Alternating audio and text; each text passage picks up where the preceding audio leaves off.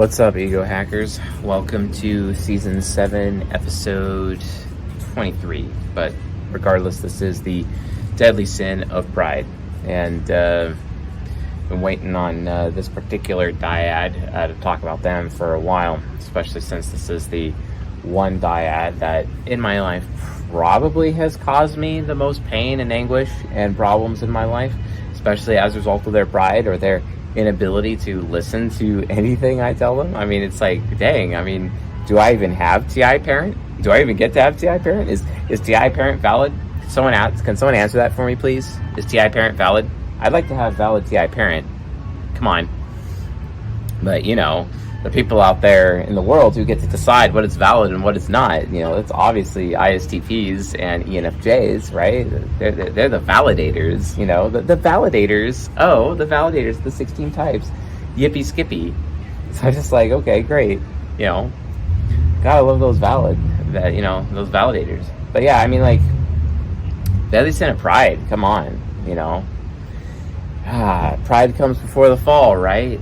Pride is oftentimes just that one thing that just gets in the way of everything in any social interaction, business interaction, church interaction.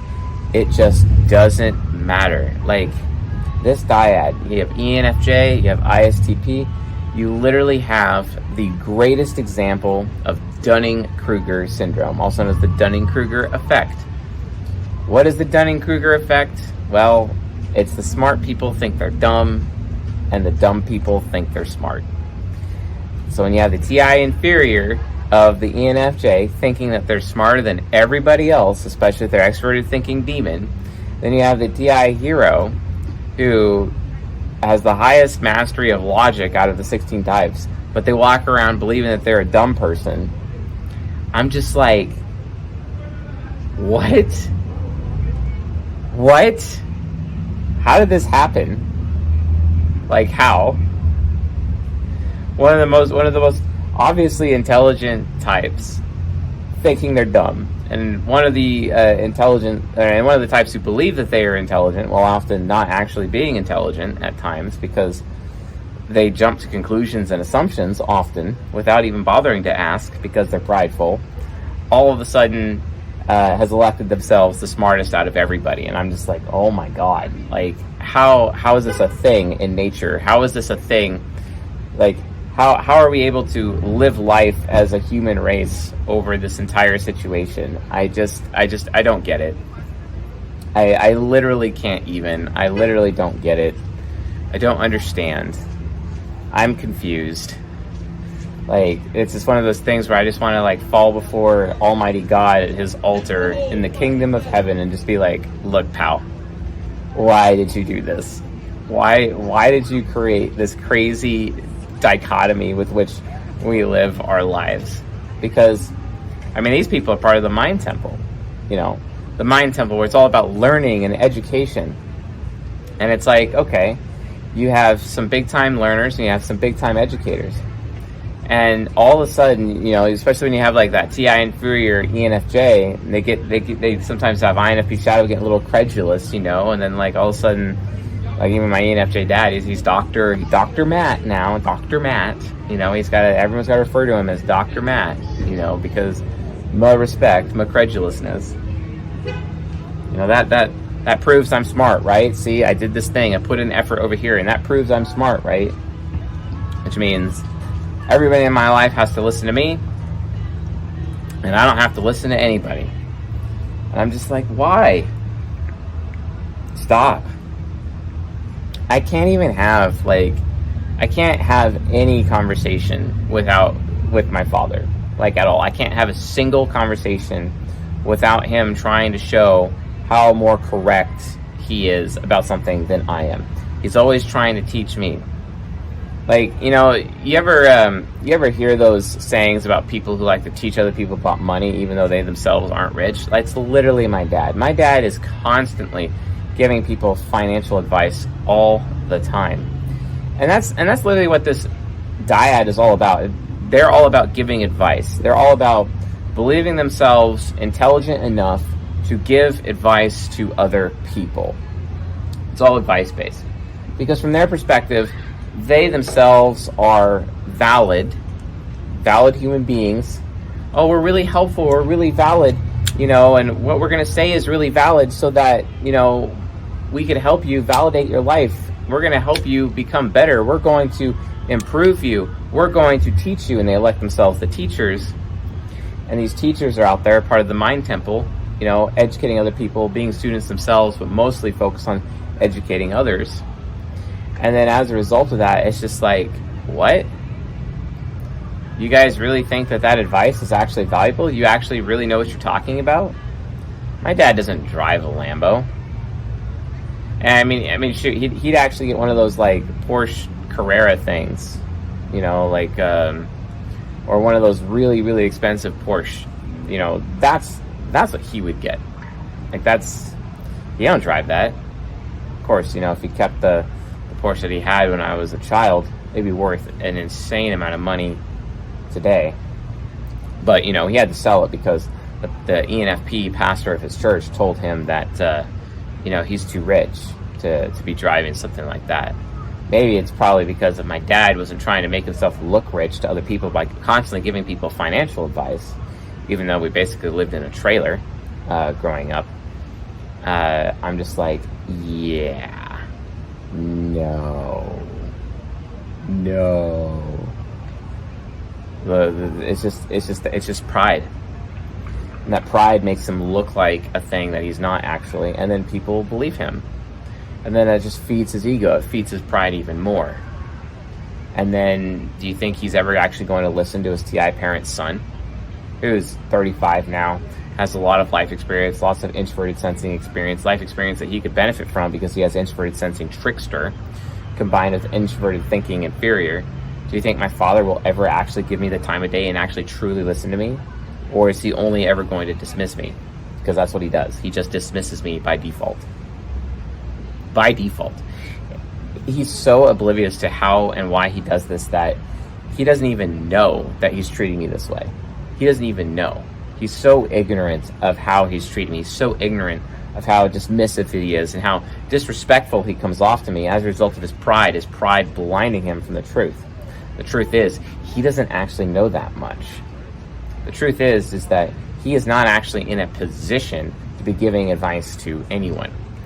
One of the biggest criticisms that my uncle has, which is my mother's eldest brother of my father, is that he randomly just my uncle's INFJ. He randomly door slammed my ENFJ father one day because he's like, wow, this guy is an absolute know-it-all, and he just moved on.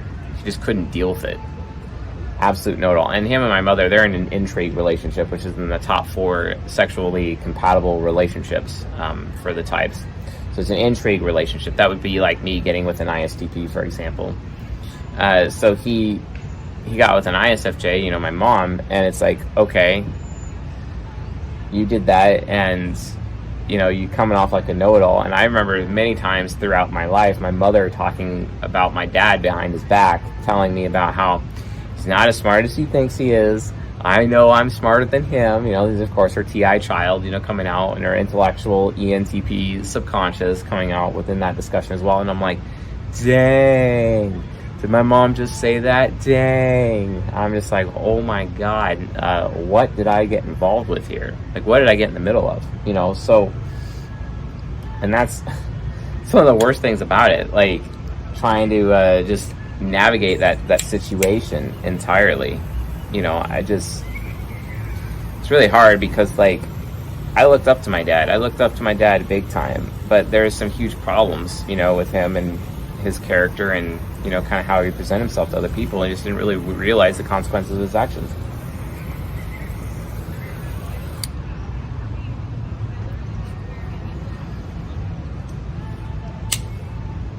I mean, right down to the worst lesson in life that he ever taught me. My INFJ uncle would have taught me the following. When you're at school and you're dealing with bullies, don't throw the first punch. And then, if you do get into a scuffle, then make sure you're the one that finishes it. That would have been great. But what my dad taught me was run and get an adult. And I would. I dutifully followed my father's advice instead of my uncle's advice. And then as a result of that experience, I come to learn how treacherous and evil adults really actually were, and how they really didn't care about me or even their own rules that they would have. It's always so frustrating. Very frustrating.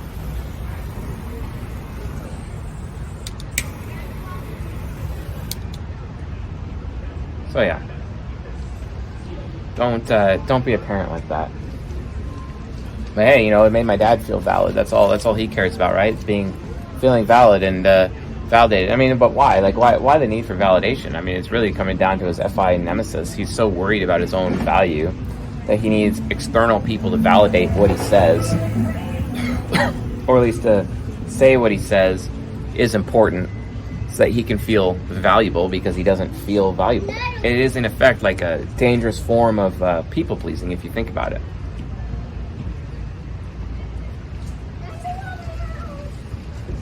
That's not to say that ISTPs don't have that problem. They absolutely do.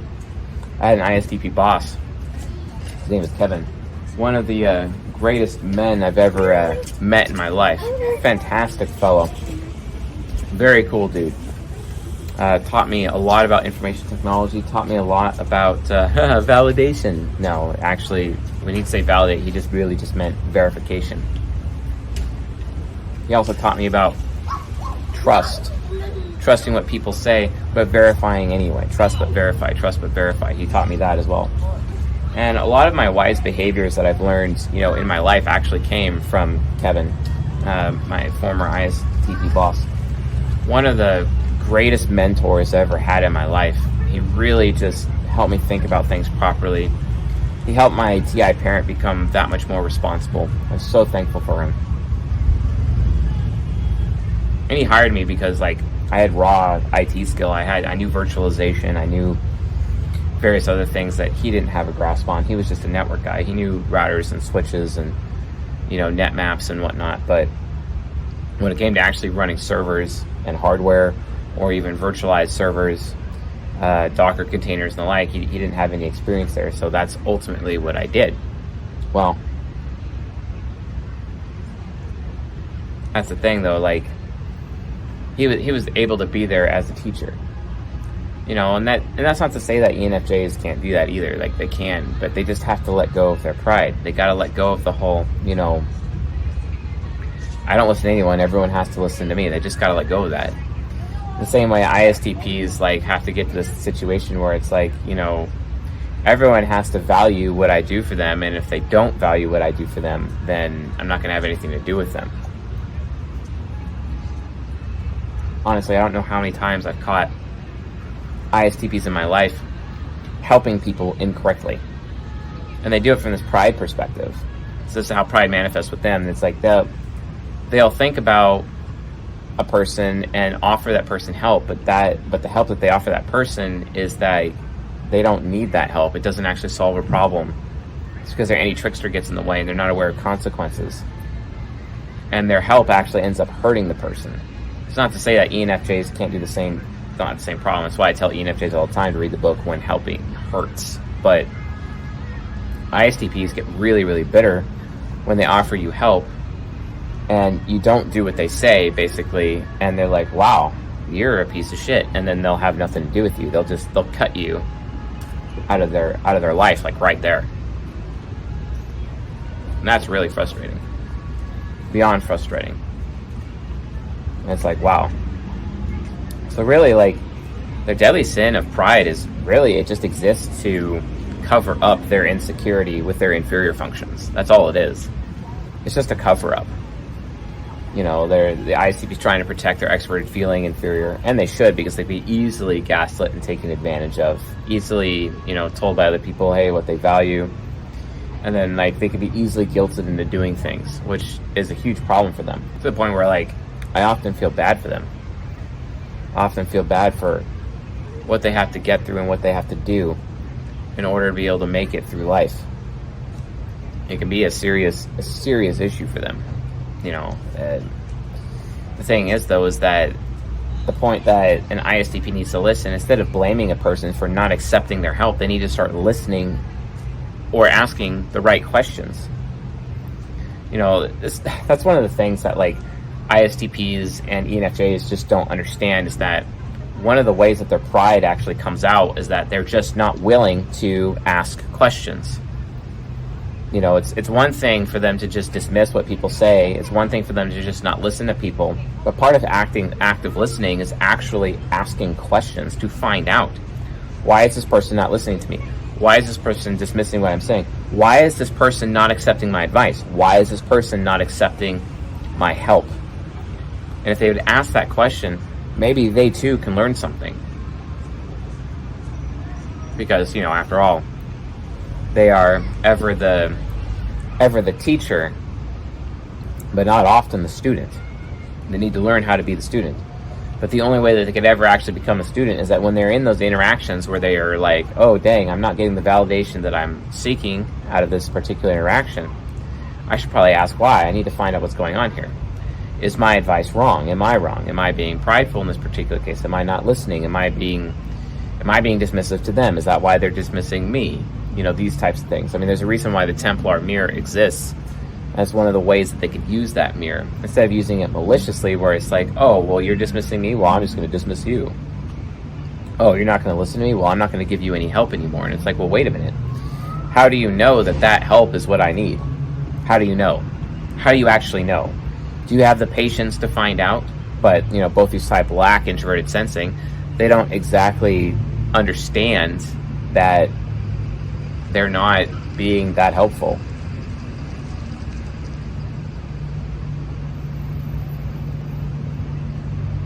That's frustrating. It's really frustrating. These are some of the social complexities that end up surrounding these prideful types. It's just it really comes down to are they willing to be active listening? Because it's active listening that actually keeps their pride in check. If they're offering someone advice, but no one's accepting that advice, instead of just blaming that person and removing them from their life, maybe they should actually ask that person, well, why? Why should I, why aren't you accepting my advice? Why aren't you accepting my help? Why aren't you listening to me? What's going on? And then maybe, just maybe, the ISTP and the ENFJ dyad might actually learn something. And then as a result of them learning something, they become that much more valid. They become that much more capable in the mind temple. Mind temple is all about learning and education. The mind temple is all about being smart, right? That's what it's all about. It's all about being smart, right? It's all they care about in the mind temple. But how is it an ISTP and an ENFJ, how is it they're even able to get smart if they're not even capable of proper inquiry? They have to have the patience to inquire. They need to inquire. They need to find out why people are reacting to them the way that they are, instead of just assuming that they know why people are reacting to them, which they never do, because you have an extrovert intuition critic combined with an extrovert intuition trickster. The trickster is completely unaware for ISTPs, and while it is mostly unassuming, it's just completely oblivious. Whereas the ENFJ is very assuming, and they just assume what everyone else knows what they're talking about all the time.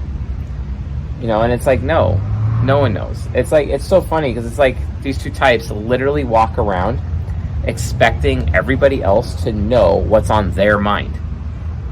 Oh my God, the pride. Oh my God. How is it possible to live with these people? Finding an ISTP or an ENFJ willing to let go of their pride, let go of it for you, willing to let go of it enough so that all of a sudden that they can be the student and you yourself could be the teacher. Oh, that's so rare. But it's a beautiful thing. It's a gorgeous thing. It's an amazing thing. It's something so rare, but it's something so necessary at the same time. It is amazing. So let's get into the lecture. Nice little 20-minute introduction on some of the pitfalls of this dyad. But let's get into the lecture. So just remember, deadly sin of pride versus the living virtue of humility. Pride is not necessarily all bad. Sometimes, they have to maintain their pride, and in maintaining their pride, that means they have to humble themselves enough to become the student in order to maintain their pride. Or sometimes they're way too humble, and to the point where it actually inhibits their growth. They should probably have a little bit more pride so they can keep growing. You see what I'm saying? Like, there's positives and negatives to the deadly sin and the living virtue.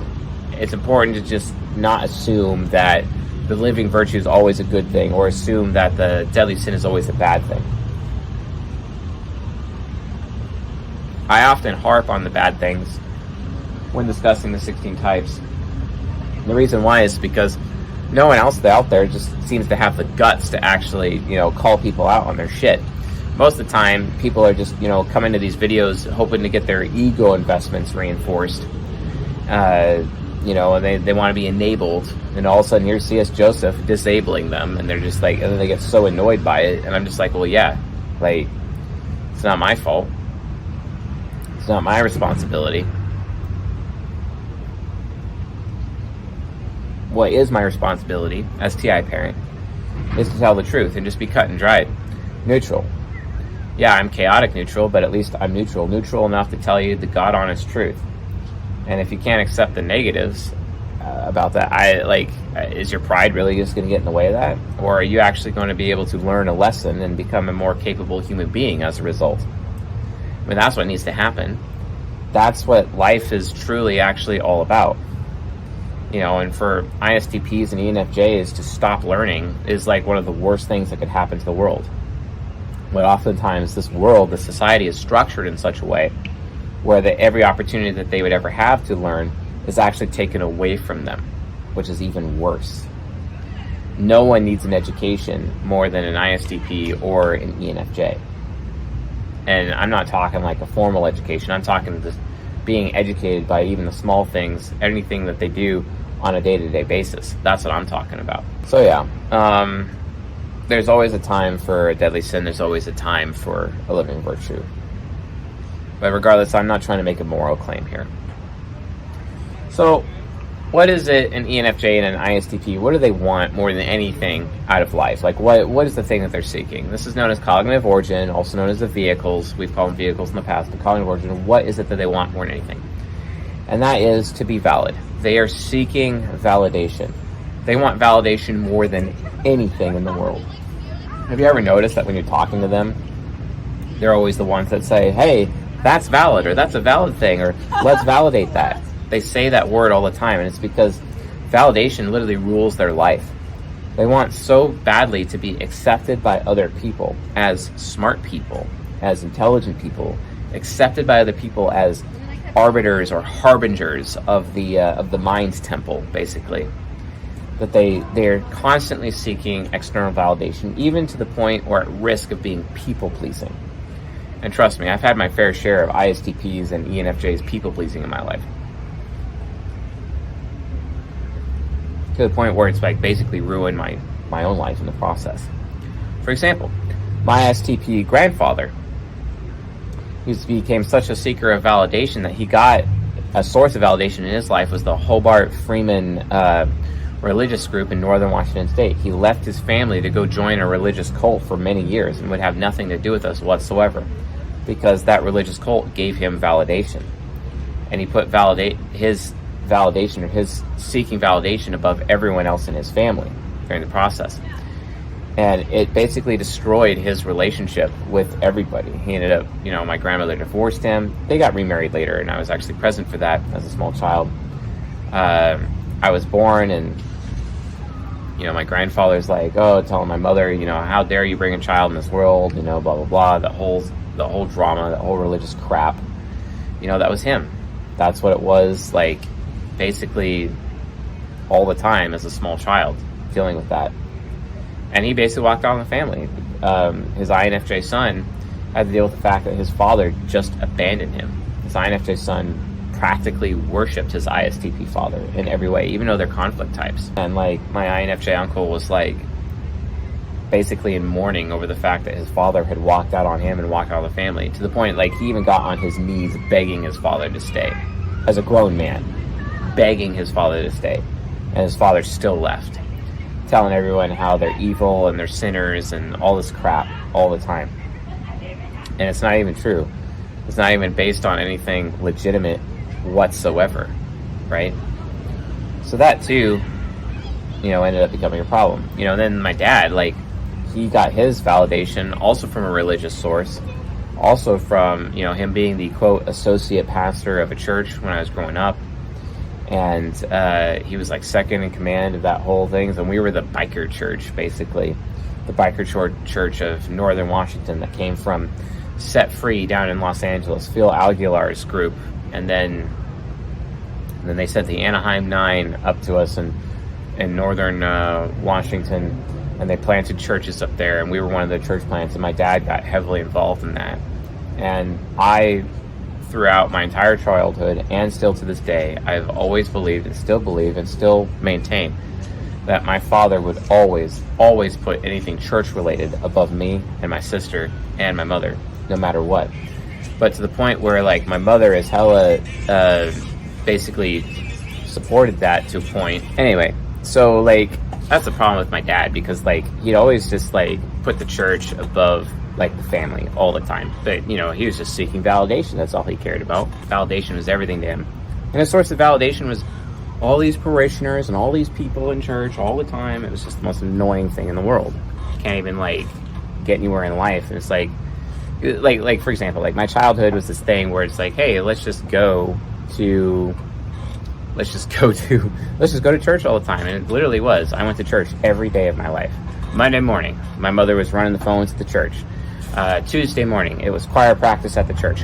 Wednesday, it was dance group practice. Thursday, it was midweek service. Friday, we gotta go to, righteous party, at the pastor's house on Friday night. Yippee skippy. And then on Saturday, it was chore day. We just do chores all Saturday, every Saturday. It was the most annoying thing in the world.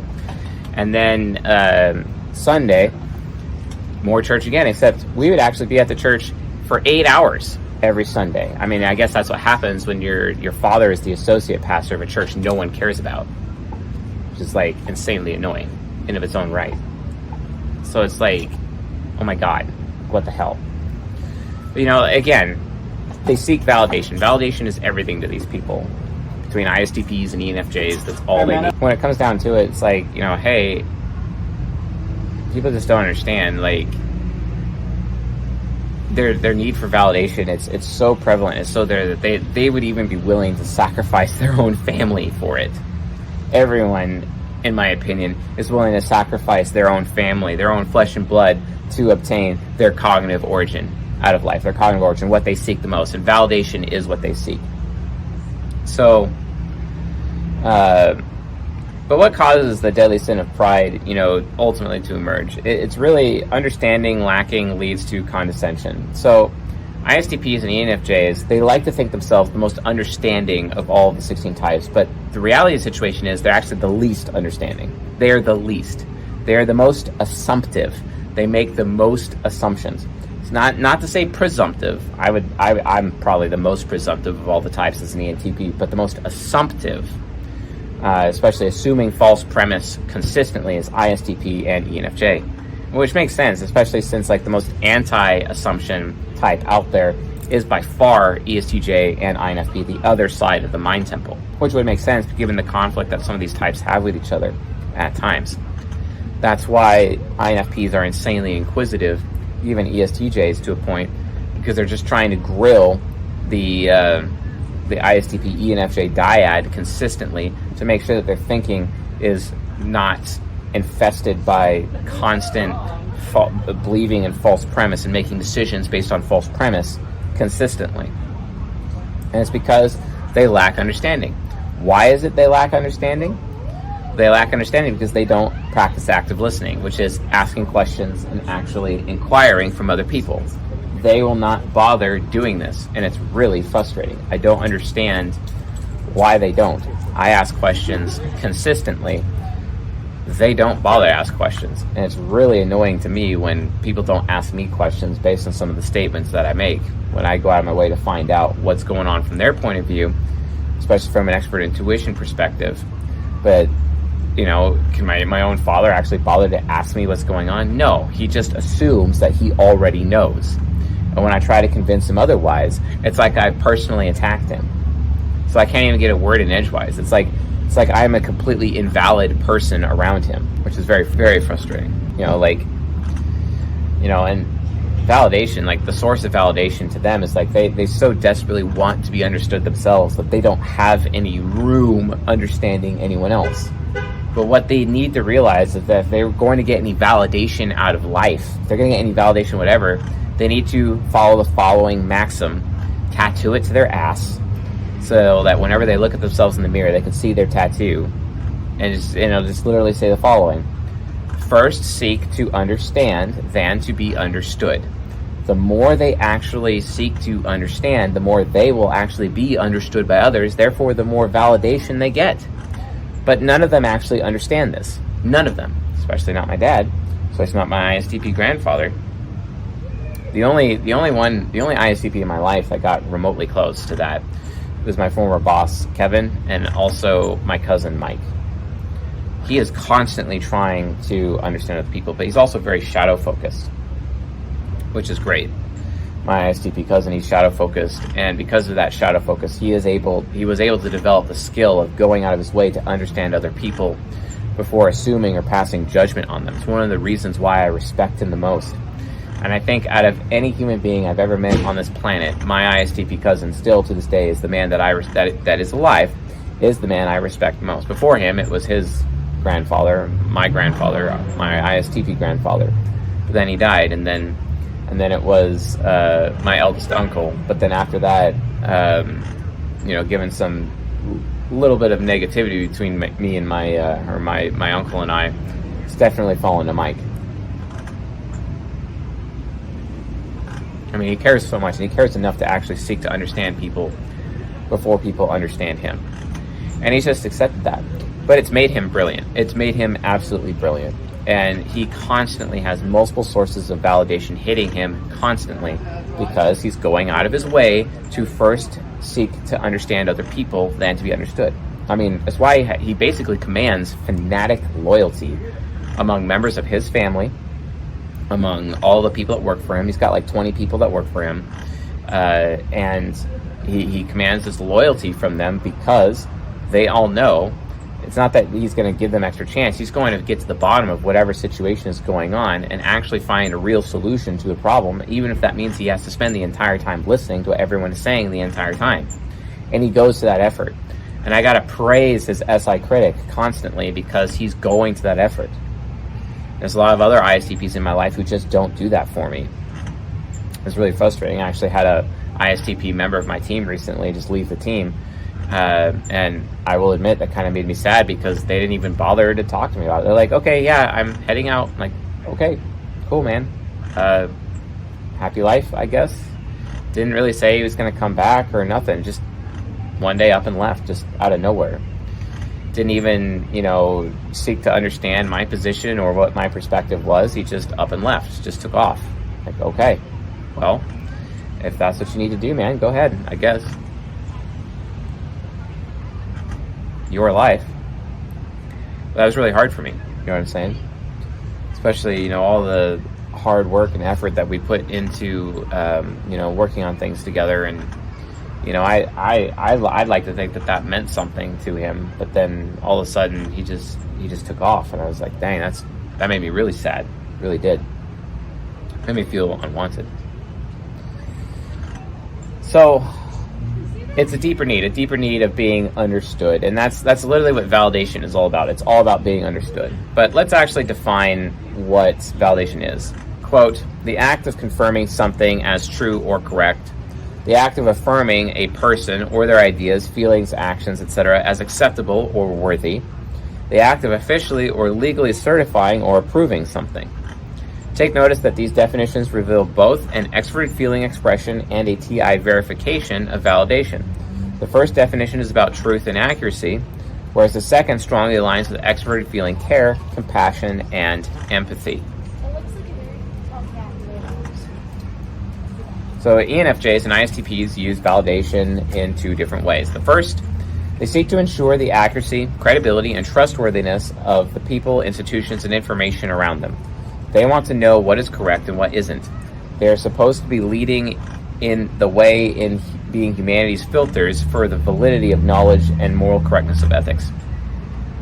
But why is it if that's true, and yes, I do believe it's true, but why is it they can't bring themselves usually to ask the question? Why can't they inquire? Why do they always have to assume that they already know what they're talking about? To the point, like, I mean, I had an ISTP recently, like, tell me that, like, they know what they're talking about so well that they are able to elect themselves a decision maker in my life and make decisions for me. I was grossly disrespected for that. They didn't even bother to understand me or my position at all. They didn't even bother to ask questions or find out what it was, what my perspective even was. I was just entirely dismissed, which is horrible. And the second way, they also seek to be validated by others, specifically validated by an authority. They want to be viewed as worthy and reliable in terms of teaching and passing on information and skills. So that's basically how the interplay of the two origins of the mind temple occurs. Authority and validation are a yin and yang equilibrium. ENFJs and ISTPs validate or invalidate the credibility of an authority, just as ESTJs and INFPs authorize others, the ENFJ and ISTP, to be valid contributors or teachers. So everything that in their life is centered around validation. They organize their entire life around getting validation. Validation is everything. If just they would just learn that if they would just first seek to understand others, which is basically giving validation to others, then they themselves will receive validation. It's no different than like reverence for INTJs and ESFPs. If they're willing to learn how to submit and actually be submissive enough to show other people respect, that's how they themselves are going to gain respect. Okay? But oftentimes they don't even know that. They're not even aware of that. So let's look at let's go deeper into like the deadly sin of pride itself. So let's define what pride actually is. Quote, a high or inordinate opinion of one's own dignity, importance, merit, or superiority. A becoming or dignified sense of what is due to oneself or one's position or character. So please realize, like, vainglory is not included in terms of the definition of pride. That's important because Pope Gregory in the year 600 or 610 or something like that, there was the 8 deadly sins, but he rolled vainglory into pride and then called it the 7 deadly sins, which is what most people, especially in the Catholic Church, are aware of today. That's how they take it, basically. But it's not accurate. Vainglory is vanity. Vanity is not the same thing as pride, even though oftentimes in our dictionaries they're synonymous with one another, but they are not truly synonymous. One of the ways that you can utilize to test this is a saying that Socrates used to have. You know, 2 different things cannot have the same opposite, right? And that's a way that you can verify that pride is not the same as vanity. You might want to realize that that's the case. So pride has 2 different sides. Pride is an affirmation or validation of someone's own utility, knowledge, and ability. Pride is often followed by a quote, because I'm so smart because XYZ. I'm so capable because XYZ. I'm smart because I got my doctorate, as my father would say. Pride overreaches to the side of authority. The origin ENFJs and ISTPs are supposed to seek from others, wherein ISTP ENFJ uses their own authority to validate their own intelligence and ability. The second side of pride is intellectual door slamming. The 2 pride types are Templars, after all. This side of pride is evident when the ENFJ and ISTP automatically invalidate someone else's opinion or ability. Like, you know, when they dismiss them. That's why ISTPs and ENFJs are the most dismissive of all the 16 types. And it's really hard to get them to understand anything. And the reason why they lack validation in their life is because they are so bad at understanding. They could get a lot better if they would just actively take concrete action and practice active listening to the point where they're willing to ask other people questions and gather feedback from other people.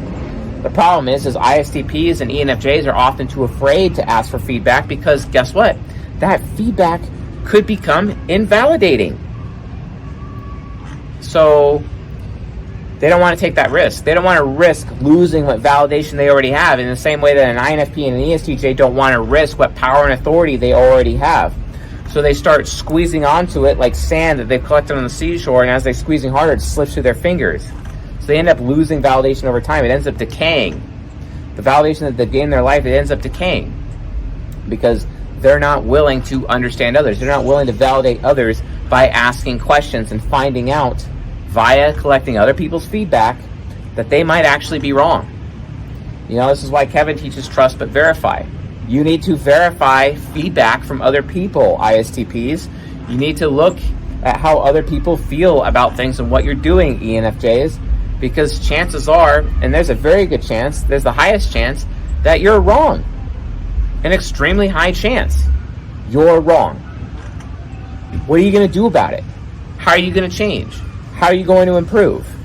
What are you going to do about it, right?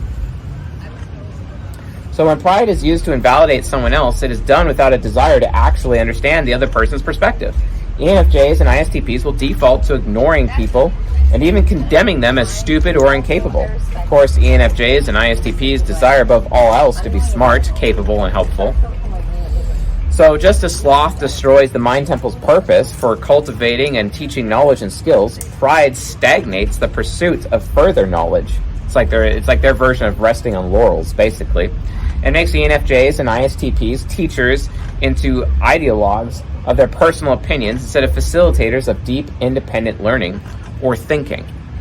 Think about that. If they're not willing to take feedback, especially the people that they teach, how do they know they're good teachers? No. It's not going to happen. Unbelievable.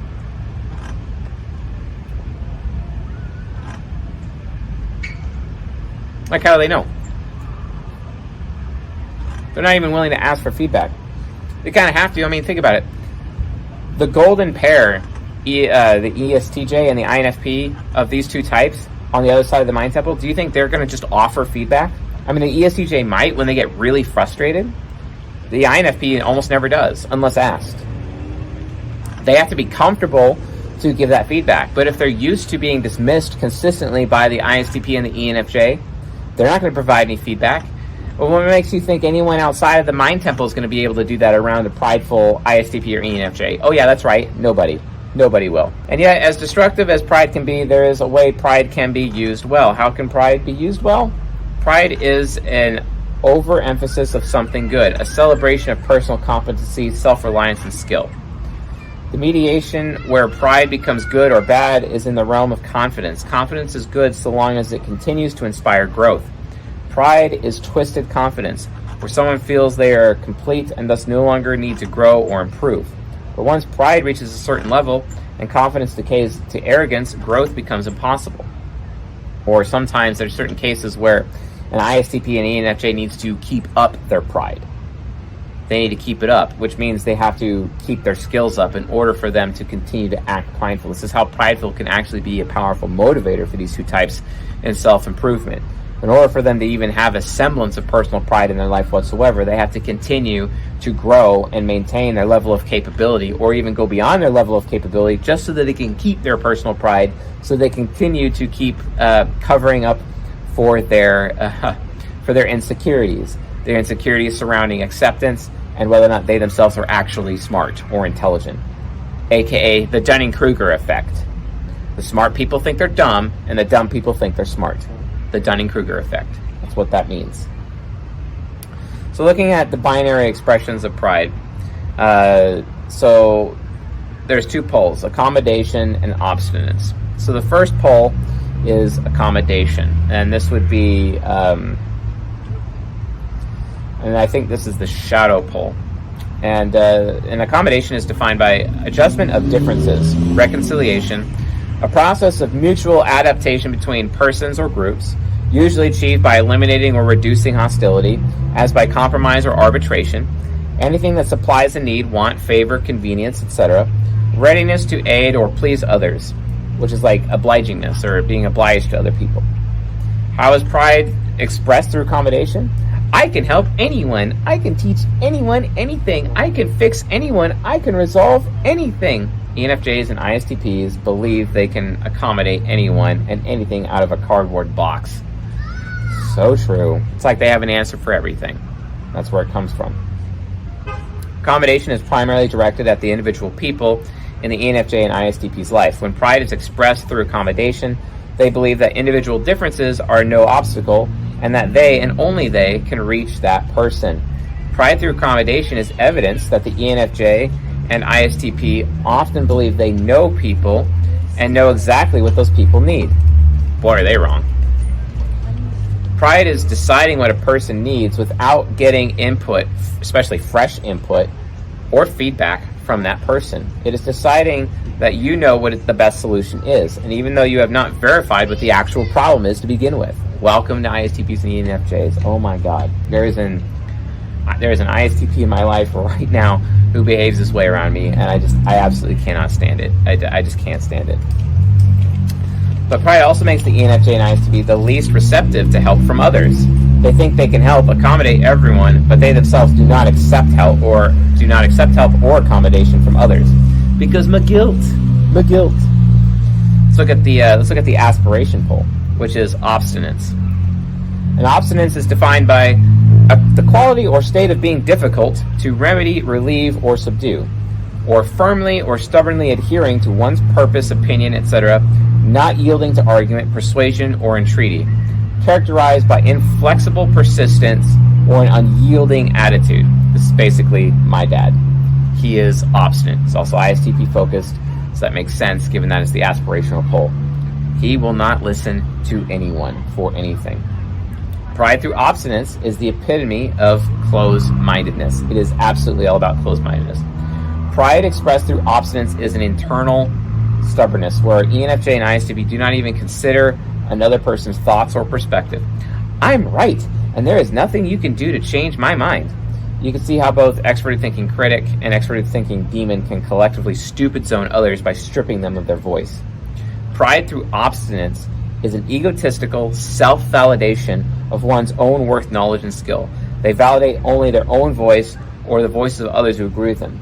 It's like the only feedback that these people will ever accept is feedback that they talk about for themselves and not anyone else's feedback whatsoever. Oh my God, basically makes them incapable of understanding anyone. And when that happens, do you think they're actually going to gain any validation in their life? That which they seek the most? No, of course they're not. Of course they're not.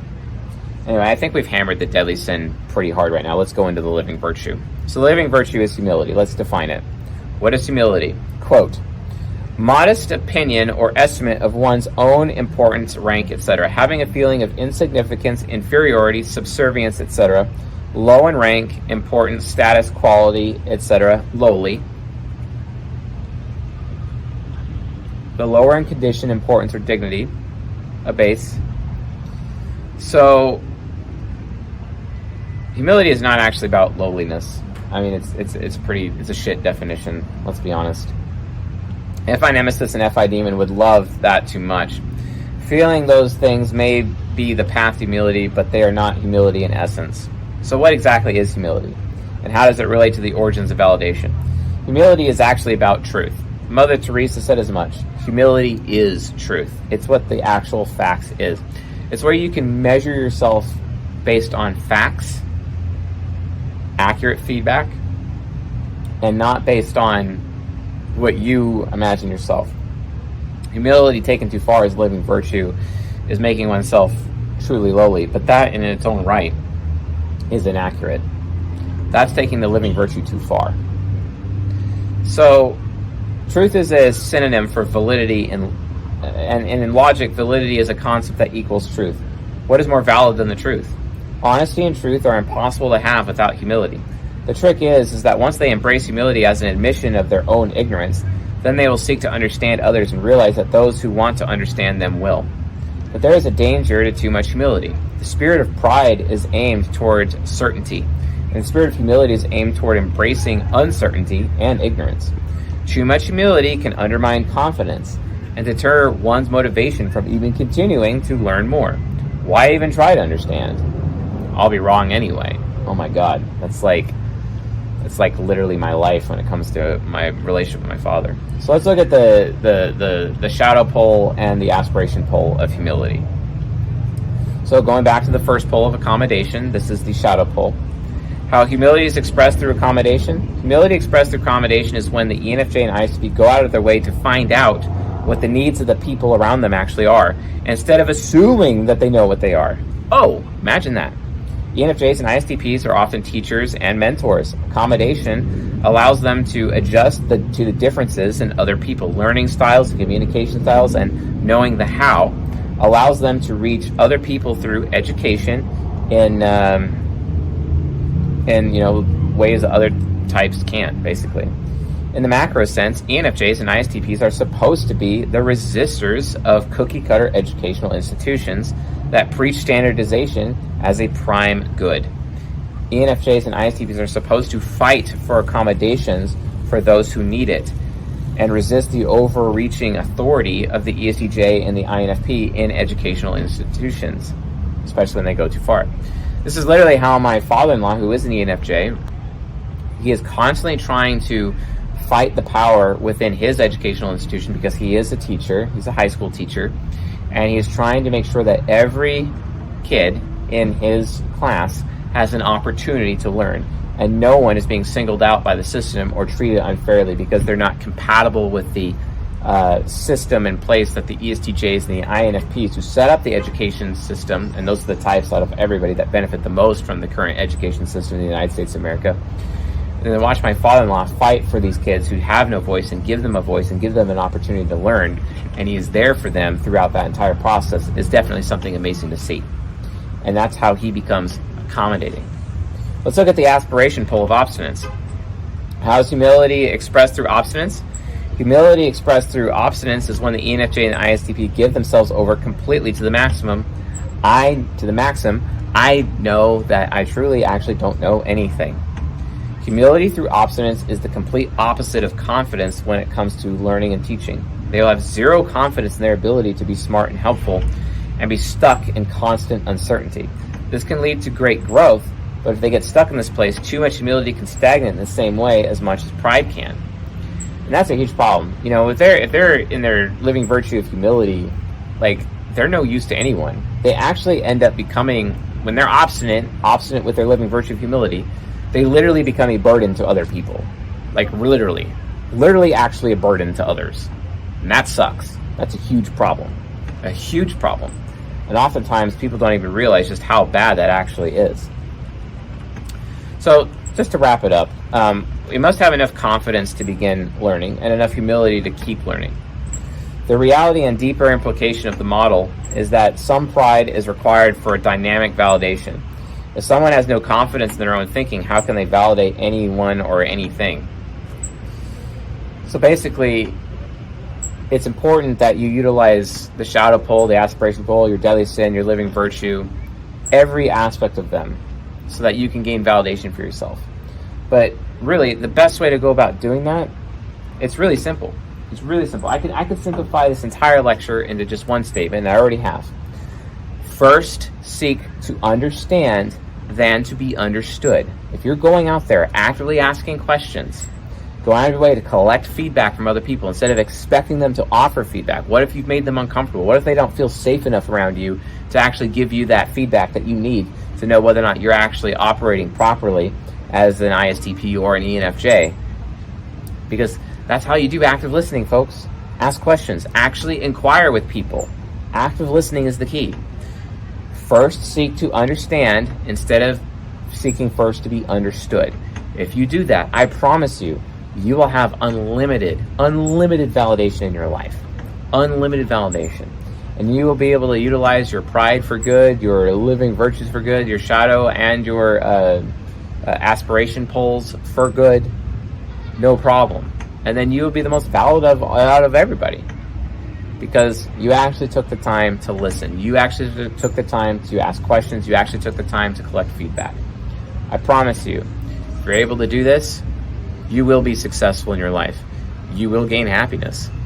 And then you'll no longer feel like a burden. You'll no longer feel worthless or useless. You will feel valuable. You'll actually know what it is to be valuable on a day-to-day basis. Because that's how you keep valuable. Otherwise, your value will just decay and you won't be valid, not anymore. If you want to get away from that, it all comes down to how much you're willing to listen. If you found this lecture useful, helpful, educational, enlightening, please leave a comment below, and hopefully you guys learned something with this particular lecture. I very, very hope that even my dad can watch this one day and actually learn something very valuable for him. This is one of the biggest areas that I have with my relationship with my father, and I really hope I could be close to him, but I just really can't, because he's just so obstinate in that pride and deadly sin. There's just not much I can do about it. But hopefully with time, he will come to learn, and then he can become the best version of himself that I have yet to experience, and I really hope he can. So anyway, folks, thanks for watching, and I'll see you guys in the next episode.